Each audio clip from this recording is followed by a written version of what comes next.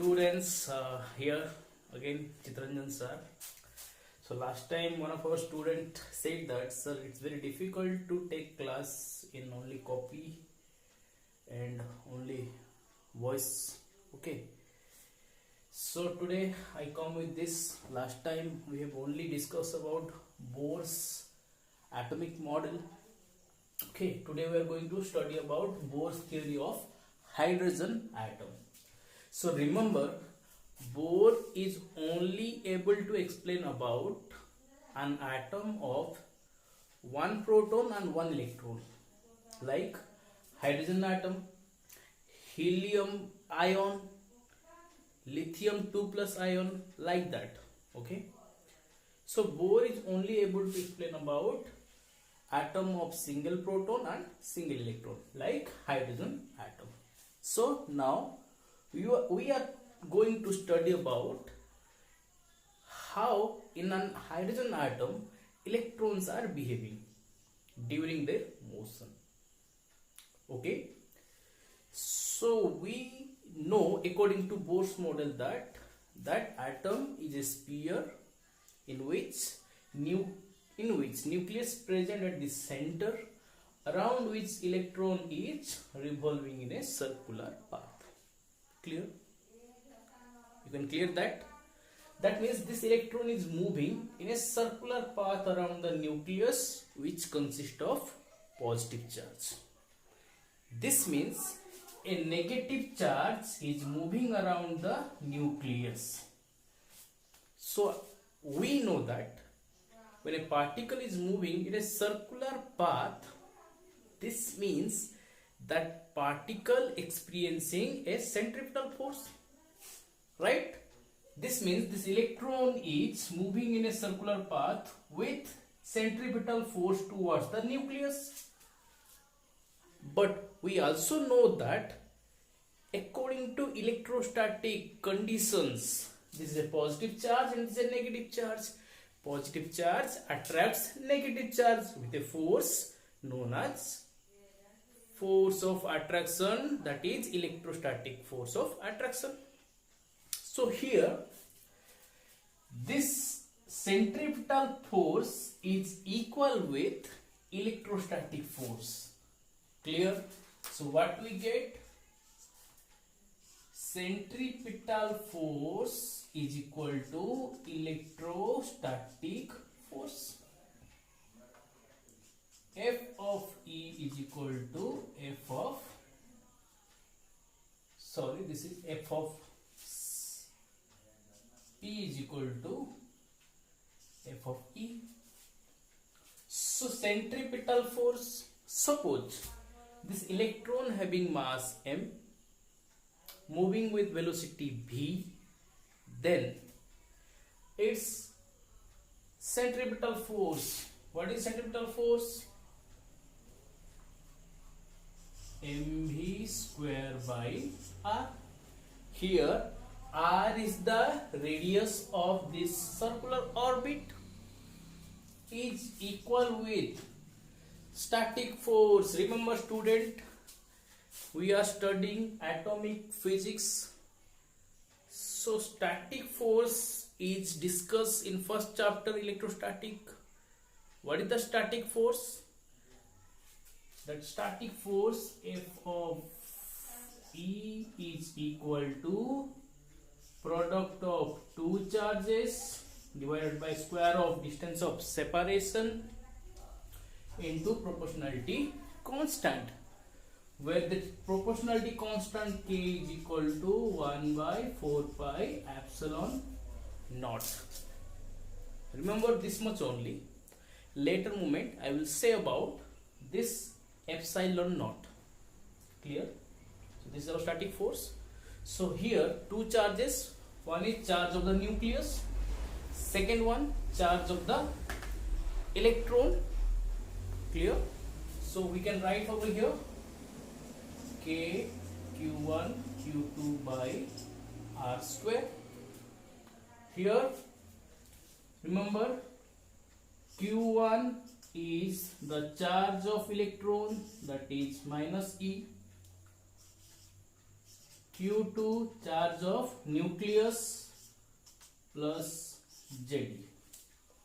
Okay, so here we can see centripetal force and static force have the same direction, right? That is why we will not consider the negative sign over here, right? So this equal to K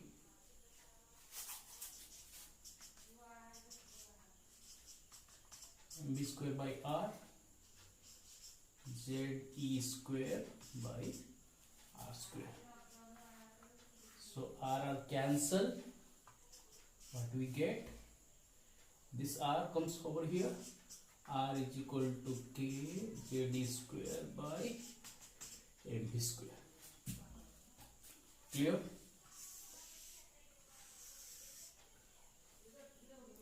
So next, what we know according to Bohr's theory, that is Bohr's quantization condition. What is that? Angular momentum L is equal to mvr is equal to nh by 2 pi. You remember that? What is according to Bohr's theory, right?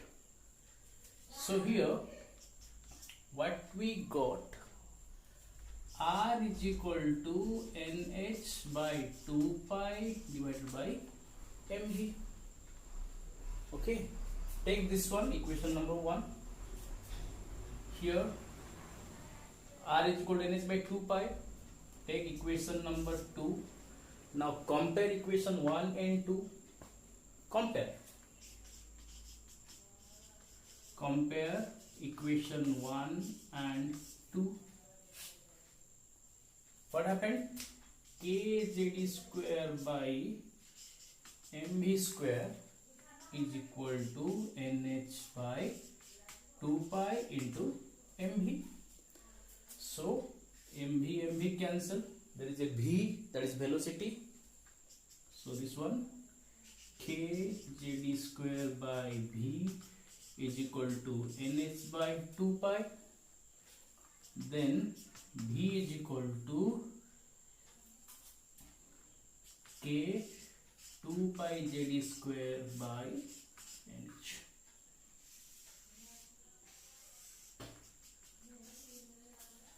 So this is the velocity of the electron with which it is moving around the nucleus. Okay, so here there is a n. This n stands for orbit number.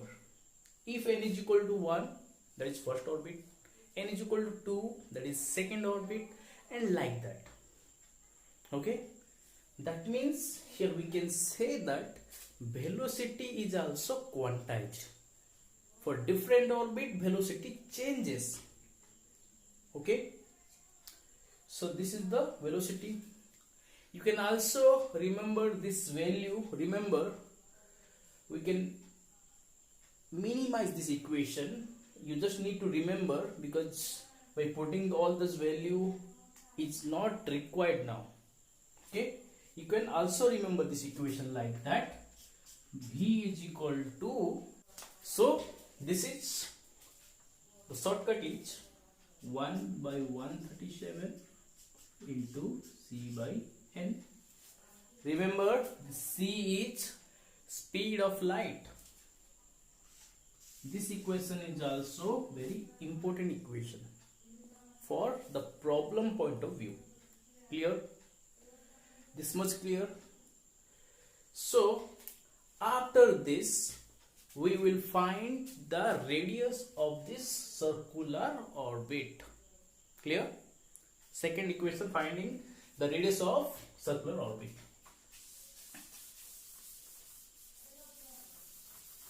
Okay. Check this out.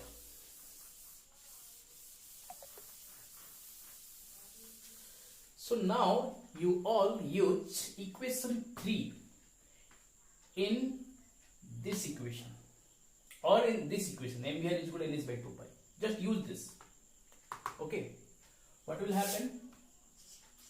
Using equation 3 in equation 2.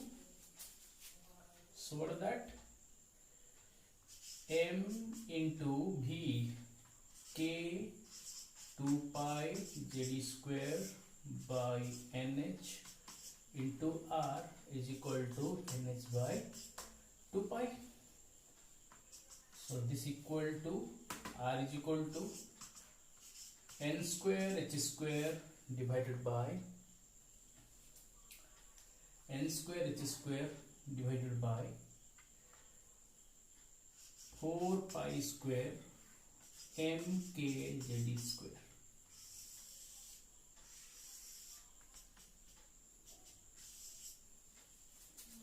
So this is the equation for radius of the orbit of the hydrogen atom. Okay, you can put all the values. Remember this, H stands for Planck's constant. I have already said about this. So putting all the value, H, M, K, N stands for mass of the electron, K, this value K, okay, that is the proportionality constant whose value is 9 into 10 to the 9 for air medium. Similarly, Z for hydrogen atom, Z is equal to 1. E, charge of the electron 1.6 10 to the minus 19 coulomb. So by putting all this value, you will get a shorter equation, that is R is equal to 0.53 Armstrong n square. 0.53, this is Armstrong n square. Put n is equal to 1, you will get the radius of first orbit. By putting 2, you will get radius of second orbit. Okay, so in this way, by increasing the value of n, you will get higher radius of the hydrogen atom. So this is a short equation. Remember this equation also. These two equations are very important equation. Okay, so this is velocity and this is radius. Note it.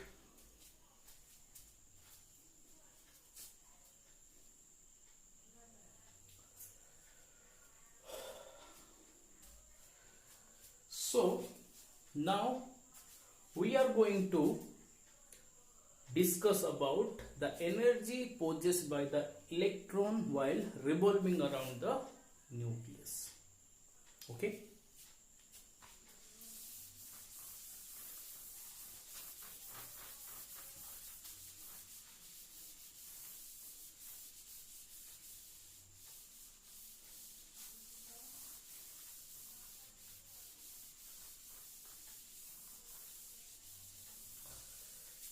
What is that?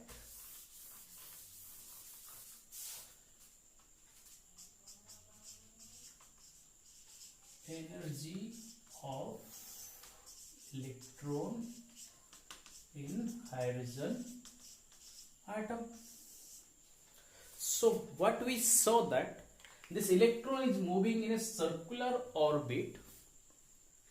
Circular orbit, that is, this electron is under motion condition, but also it is maintaining its position. That means at a time this electron is possessing two energy. One is kinetic energy, second one is potential energy. Clear? But what we saw, for kinetic energy, this act as a particle, but for potential energy it will act like a charged particle. Clear?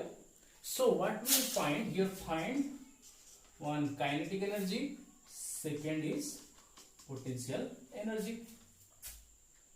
So what is kinetic energy? Kinetic energy is the energy possessed by any particle during motion. Clear?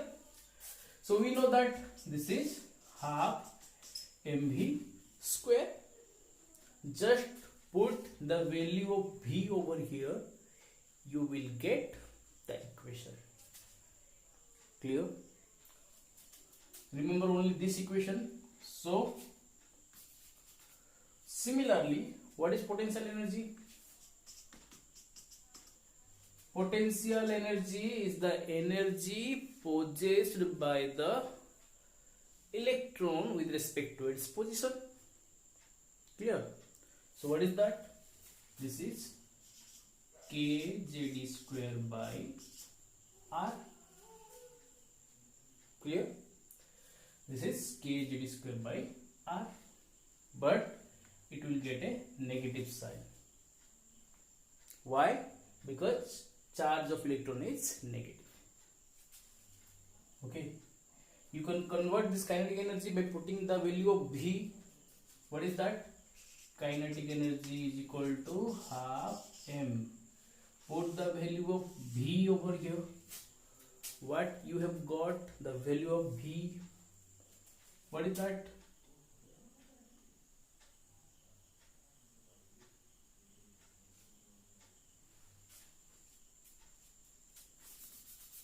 What do we got? V, value of V. NH by 2 pi is equal to mvr. V is equal to NH by 2 pi into mr. Here.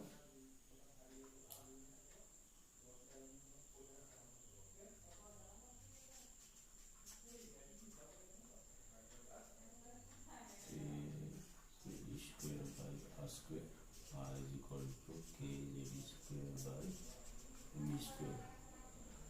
R is equal to kZd square by kZd square by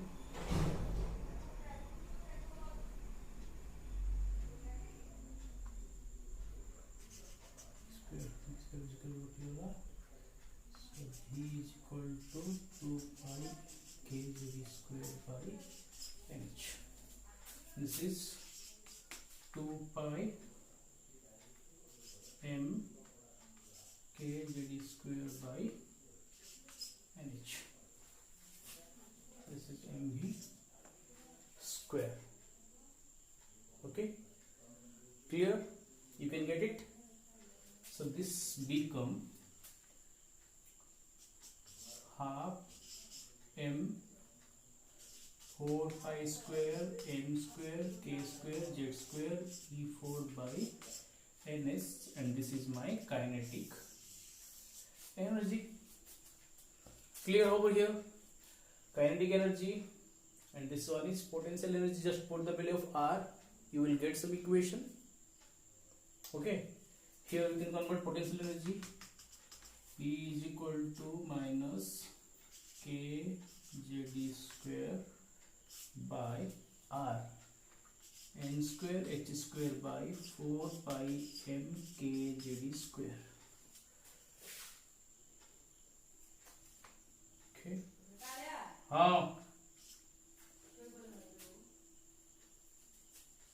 Okay. So add kinetic energy, potential energy, you will get total energy.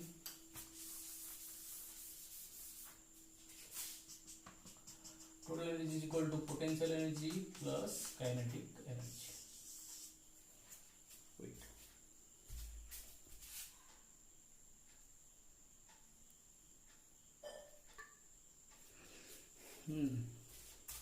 So we just okay, this one is not over here, there is no mass.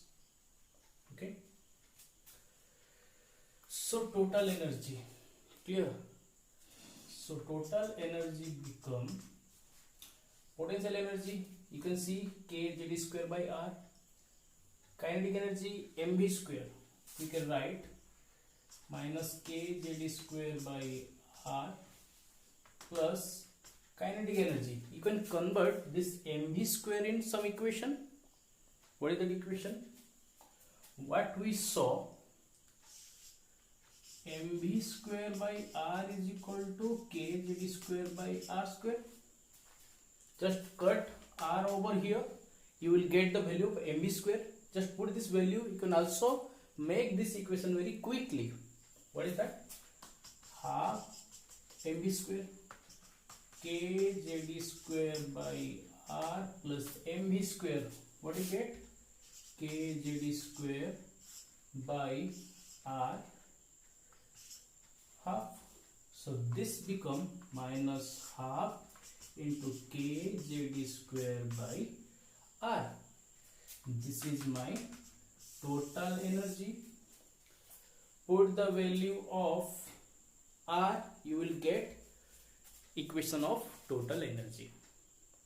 Clear?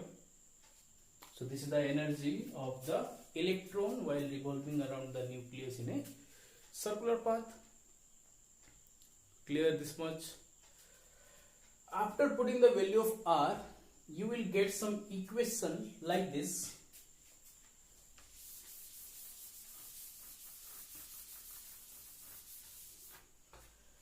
This is our total energy. What is that? Half kZd square by R. What is the value of R? N square h square by 4 pi square m kZd square. M kZd square. Okay. So total equation become minus half. Take the values 4 pi square m k square z e square by n square into h square. Clear? By putting all this value of k, z, e, n, h, you will get a very short equation for this total energy. You can write this total energy like this. Total energy En. This En is equal to minus 13.6. Okay. Here also this Z become square, I think. Okay. 13.6 by n square electron volt. Remember, for hydrogen atom Z is equal to 1. So this equation is very, very important equation for your problem point of view. And you can see this energy carries n. That means energy is also quantized according to different orbit. That is why Bohr said that these radiation taking place by the hydrogen atom will be discrete spectrum because each orbit have different amount of energy. When electron jump from any orbit to ground orbit, it will radiate different energy. That means it will radiate different color. That is why Bohr said that the spectrum distribution will be discrete, not continuous according to Rutherford. Clear? So this energy, remember this value. Here EV stands for electron volt, and remember 1 electron volt is equal to 1.6 into 10 to the minus 19 joule. Okay? Remember this value. So you can take this.